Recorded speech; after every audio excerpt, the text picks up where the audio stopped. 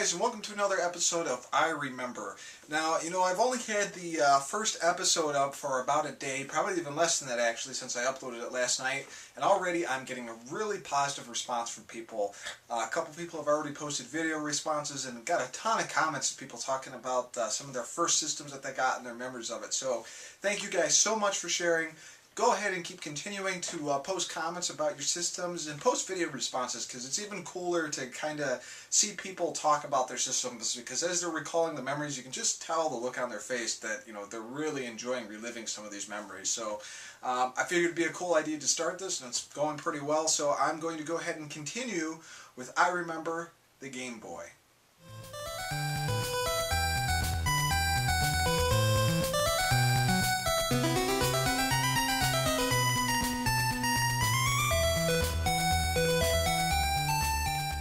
So having the Nintendo Entertainment System, I thought I was pretty much set for a video game system when I was a kid. We had all the commercials for Nintendo and Genesis and TURBOGRAFX-CD, Sega Master System, stuff like that, and I never really cared for any of those because I had my Nintendo. The one thing that always attracted my attention, though, away from my Nintendo, was commercials for Tiger handhelds. And I got a couple here, like Street Fighter 2 and Outrun from Sega, and even Ninja Fighter. But the reality was, when I received these things for a present or picked it up with the small allowance that I would get or money from my grandma, I would pick them up and I would play them, and right away I would lose interest in them, because let's face it, these little Tiger handhelds, they sucked. Even when they were kids, they sucked. They weren't that fun. So finally, Nintendo gets out there and it introduces its portable system, the Game Boy. And Game Boy was incredible. I remember going into the store and looking at my favorite Nintendo games and seeing this thing on the side and them having a demo unit available, and it was the Game Boy. And the game playing in it was Tetris, and right away I remember the music and trying to get the blocks to come down and match and everything, get it to get a Tetris line eliminated, and I just thought it was so cool. The stereo sounded amazing in it, at least I believe it was stereo. I had the one speaker, but you could plug the headphones into it. But it was so cool, and I really wanted one, but the fact of the matter always was that my parents didn't have a lot of money, and they didn't have the money to spend on another gaming system. So late in 1992, I actually went over to see my cousin Joey, who moved in with this girl, and it was the first time I've seen him in a long time. So my dad took me and my little brother out there, and we met her and everything, and she was cool. Well, it turned out that her source of video game entertainment was the Game Boy. And she had a Game Boy with Spider-Man, Double Dragon, Metroid 2, Mega Man, and a couple other games, with like Dr. Mario and stuff like that, all in this little carrying case. And instantly, of course, I wanted to play the Game Boy, and she said, "Oh, here you go, go ahead and play." So me and my little brother fought over who was going to get to play it the most, and we were taking turns and everything. And I just remember plugging in Spider-Man. By today's standards, Spider-Man's a pretty crappy game, but it was so much fun. I was climbing up on buildings and using my web to tie up bad guys and bump them off the screen. And then I'd plug in Double Dragon, and it was just as good as the NES version, if not better. And hearing all the music and everything, it was just amazing. And here I am, 2 hours away from my house, and I'm able to play these video games portably. It blew my mind. Well, at the end of the day, we were getting ready to leave, and she said, "Hey, how about you borrow the Game Boy and the games?" Of course, me and my little brother said yes. So we took it home, and we had the thing for months. I mean, we didn't go over there again, and they didn't call and said they wanted it back or anything.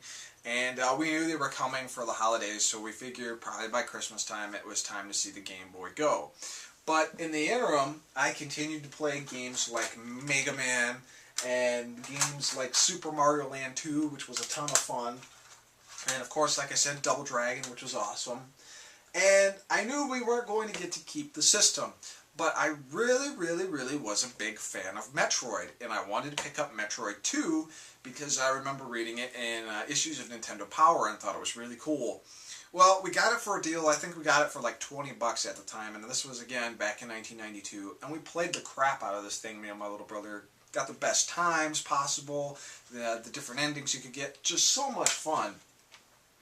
And then, of course, there was Castlevania 2, and I didn't play the first Castlevania for Game Boy for a very long time. 2 was the first one I played, and I just thought it was so exciting that I could finally have an awesome Castlevania experience on a portable.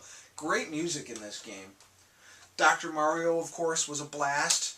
I think that was actually included in the original bundle that we got from Becky.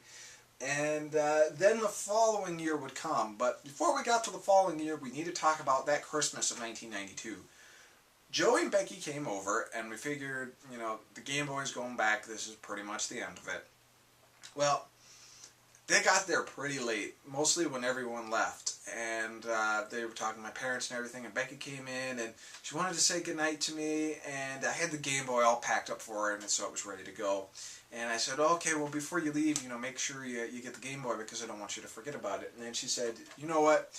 Your Christmas present for you guys, you get to keep the Game Boy. That was freaking awesome. So she basically gave us a Game Boy and like 6 or 7 games to go ahead and play. And we got the Game Boy for free, and we took care of that thing for a very, very, very long time. So the following year, there were 2 games that I just had a ton of fun playing, and I don't remember if this one was released at the same time, but that was Super Mario Land 3. I want to say this was released in 93, but maybe it was 94. This game was so much fun. You didn't play as Mario, but you're trying to collect all these golden coins, get all the secrets, tons of fun. And this one is an all-time favorite of mine on Game Boy. The Legend of Zelda Link's Awakening. I remember Nintendo Power issue 50 having the gold cover on this. It was the 50th issue of Nintendo Power. They covered the game in big detail. So much fun. This was when we actually had the Light Boy attachment, because the Game Boy back screen wasn't lit, so you couldn't see things very well unless you had direct sunlight or a light by you. But we had the Light Boy and plugged that in and turned that sucker on, and this was the first game that I remember playing all through the night, because my parents didn't know I was playing it and could get mad at me. So I think I was playing this till like 3, 4 in the morning during the summer. It was so much fun. But man, you know, Game Boy was really the start of the portable evolution, and I really enjoyed playing it. Eventually, we would get Super Game Boy on the Super NES, which was tons of fun, and it was cool to have the ability to add color to the games. But it still never really quite caught the experience that you could get of holding that portable in your hand and playing it. I remember my Game Boy, and I remember it well. It was pretty cool. Well, guys, that's been another episode of I Remember. We'll be back with some more very soon. I'm Mike Murtis. Take it easy.